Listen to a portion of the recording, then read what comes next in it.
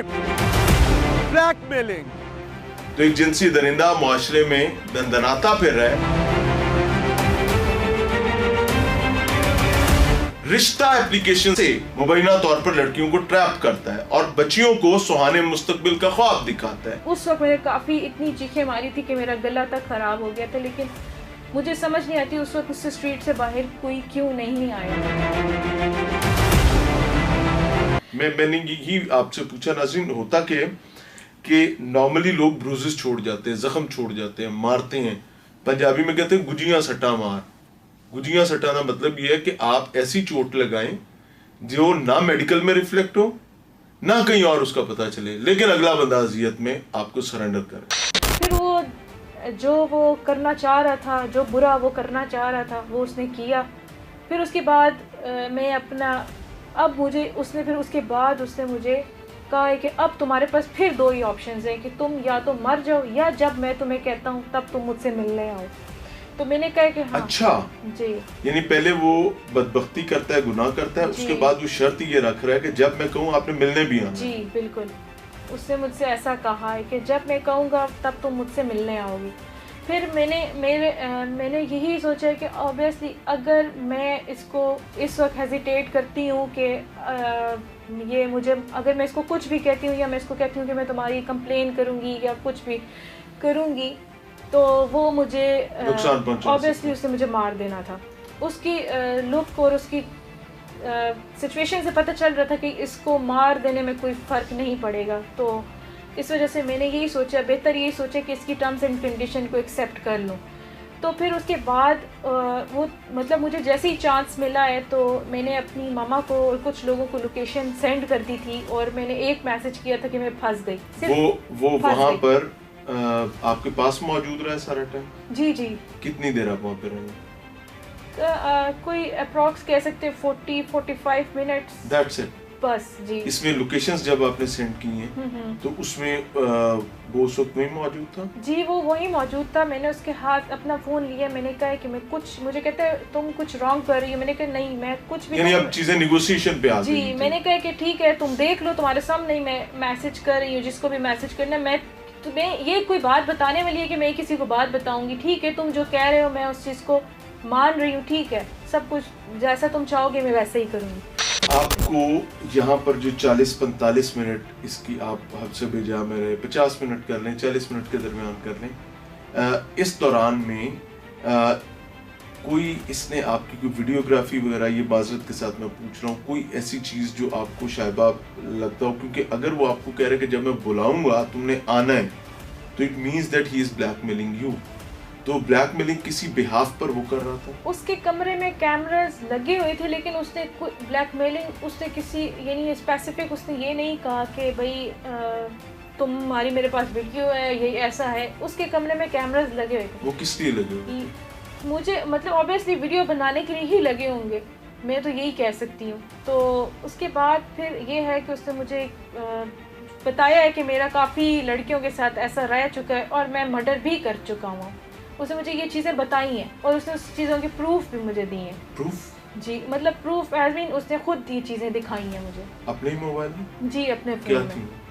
मतलब उसने ये दिखाया कि वो इसके पास एक लड़की है और उसने उसका मतलब उसको मार रहा है, गला दबा के ही मार रहा है, जो जिस तरह वो मेरे साथ कर रहा था एज इट इज़ उस, लेकिन उसका एक हाथ ताकि आपको साइकोलॉजिकली ट्रैप कर सके। जी जी। तो फिर बस उसके बाद मैंने उसको यही कहा कि ठीक है मैं तुम्हारी टर्म्स एंड कंडीशन पे पूरा, वो मुझे कहते हैं कि तुम इस चीज़ को एक्सेप्ट करती हो कि we are in a relationship. मैंने कहा हाँ ठीक है, मैं इस चीज़ को एक्सेप्ट करती हूँ कि हम रिलेशनशिप में। तो कहते हैं तुम अपनी मामा को या अपने घर में किसी को नहीं बताओगी इस चीज़ का? मैंने कहा ऑब्वियसली ये कोई बात बताने वाली तो है नहीं कि मैं किसी को बताऊँगी। क्यों? मैंने उससे ये बातें जस्ट इसीलिए की है कि मुझे था कि अब जो हुआ है वो तो हो गया है, इस यहाँ से निकलना अब मेरा मरने का कोई फ़ायदा ही नहीं है। पहले वो मुझे मार देता तो इतनी वो नहीं थी, लेकिन उस वक्त मुझे यही था कि अब मुझे यहाँ से निकलना है। तो वो बड़ा सेटिस्फाइड हो गया कि बस ठीक है, इसने जो कंडीशंस मैंने इसके आगे रखी हैं वो उस पर एक्सेप्ट कर रही है कि मैं तुम्हें जब भी बुलाऊंगा तो निकले कैसे वहाँ से? फिर उसने मुझे कहा कि मुझे भूख लगी और मैंने खाना खाना है। मैंने कहा हाँ जी। मैंने कहा ठीक है, मुझे भी लगी और खाना खाने चलते हैं। तो मुझे कहता है तुम वाकई ईजी हो? मैंने कहा हाँ मैं ईजी हूँ।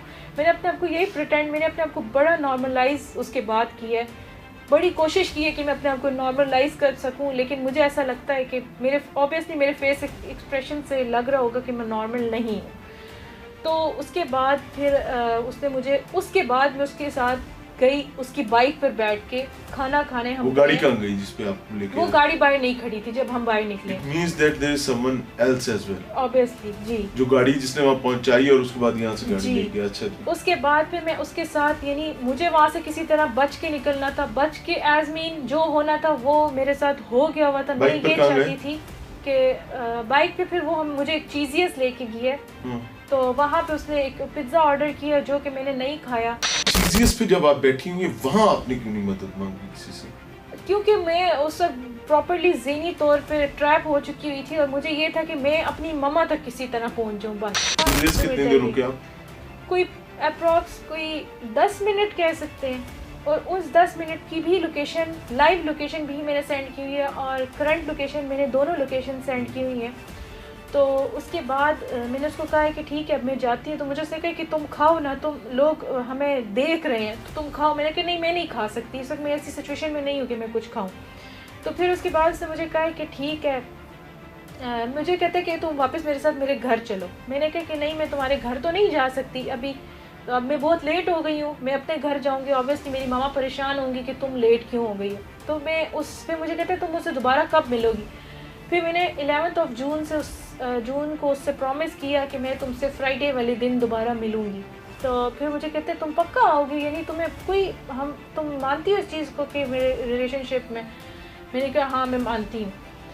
फिर उसके बाद उसने मुझे कहा कि ठीक है अब ना फ्राइडे वाले दिन तुमने आना है। मैंने कहा हाँ ठीक है, मैं डॉक्टर कैफ़े ही आऊँगी और हम वहाँ ही वापस मिलेंगे। उस तरह फिर मैंने उस चीज़ियत से अपनी ड्राइवर करवा के मैं घर पहुँची और मैंने अपनी मम्मा को बताया कि इस तरह ये सीन है। अल्लाह आपके लिए आसानी करे। मैं जो पुलिस ने सलूक किया वो एक अलग कहानी है, वो मैं इनकी बजाय मैं चाहूँगा कि इनकी वालदा उस पर बात करें, क्योंकि जो माँ के इमोशंस होते हैं, इस टाइम सीएम पंजाब भी एक माँ है और पंजाब के तख्त पे पहली दफ़ा बैठने वाली कोई रानी, कोई खातून है जो समझती है, बल्कि उसको समझना चाहिए कि she is answerable to someone और उससे इसका जवाब लिया जाएगा। तो मैं चाहूँगा कि आज माँ के साथ माँ ही बात करें। तो ये बच्ची की बात जो है वो मैंने आपके सामने रख दी है। बराए करम एक चीज़ ध्यान में रखिएगा, हमारे यहाँ एक है कि लड़की का कसूर है। इमेजिन करें कि ये मेरी आपकी किसी की बेटी हो, देन व्हाट? हम क्या करेंगे? हम कहेंगे बच्ची का कसूर है। बच्ची का कसूर ये जरूर हो सकता है कि वो उसको मिलने गई और वो एक कमजोर लम्हा था। बच्ची का कसूर ये जरूर हो सकता है कि उसने इस हैपनिंग को हैंडल कैसे किया। मैं भी टार्जन नहीं हूं, आप भी टार्जन नहीं। खुदा न खास्ता किसी की जिंदगी में कमजोर लम्हा आ जाए तो पहली चीज जो माऊफ होती है वो आपका दिमाग है। ना दिल आपका साथ दे रहा होता है, वो भी हैरत अंगेज सिचुएशन में होता है, और दिमाग जो वो बिल्कुल माऊफ होता है। तो ये जो नॉर्मल जिंदगी के आइडियाज होते हैं ना कि यूं कर लेते वो कर लेते हैं, ये सारी चीजें बैठकर की जा सकती हैं। वो कहते हैं ना जिस तन लागे सो ही जाने और ना जाने कोई, जिसके तन पे लगी है उसको पता है। तो कानून, रियासती इदारे, पुलिस, मैं आपको ईमानदारी से बताऊं, वो बदबख्त इंसान जो है जिसने मुबैना ये तमाम हरकतें की हैं, he is in jail right now. लेकिन खतरा क्या है? खतरा ये है कि उसका मोबाइल नहीं लिया गया, उसका सिस्टम जिसके ऊपर वेब कैम लगा हुआ था वो रिकवर नहीं किया गया। बेटे वो थोड़ी डिटेल बता दें। फिर उसके बाद जब मैं घर पहुंची तो मैंने मम्मा को सारा बताया कि मम्मा इस तरह हो गया। तो मेरी मम्मा ने उसी ऑन द स्पॉट मुझे कहा कि इसमें तुम्हारा कोई कसूर नहीं है, तो लिहाजा हमें इस चीज़ के ऊपर एक्शन लेना चाहिए। तो मेरे ये बात मैं आपकी अम्मा से पूछूंगा। मैंने आपसे सवाल किया है कि जो गैजेट्स और वेब कैम के हवाले से आप बता रही हैं चीजें, वो उसके कमरे में एक कैमरा लगा हुआ था उसके डेस्कटॉप के ऊपर, मॉनिटर के ऊपर जो उसकी स्क्रीन है जी जी, जो उसका सिस्टम पड़ा हुआ था उसके ऊपर उसका एक कैमरा लगा हुआ था जिसकी लाइट ऑन थी, जिससे ऑब्वियसली पता चल रहा था कि कैमरा ऑन है, लेकिन उसका डेस्कटॉप की स्क्रीन ऑफ थी। तो जब पुलिस वाले भी वहाँ गए तो उन लोगों ने भी यही कहा कि स्क्रीन ऑफ है तो समझे बस कैमरा भी ऑफ। वो पढ़े लिखे भी माशाल्लाह पूरे होते हैं, जो आपकी लोअर कैडर की पुलिस होती है ना, उनको मोटी मोटी बात समझ आती है, उनको ये लगता है कि ये बंद है तो मतलब बंद है। काफ़ी कोशिश की है हमने कि वो उस कैमरे को या उस पूरे सिस्टम को अपने उसमें ले लें, वो उसको पुलिस कस्टडी में ले कस्टडी के मोबाइल्स की क्या सूरत हाल थी? मोबाइल्स का ये सीन था कि उसके पास 2 मोबाइल थे, एक उसके पास इन्फिनिक्स था और एक उसके पास आईफोन 11 की कोई सीरीज़ थी। मुझे अब कंफर्म नहीं है कौन सा था, आईफोन 11 की ही कोई सीरीज़ थी।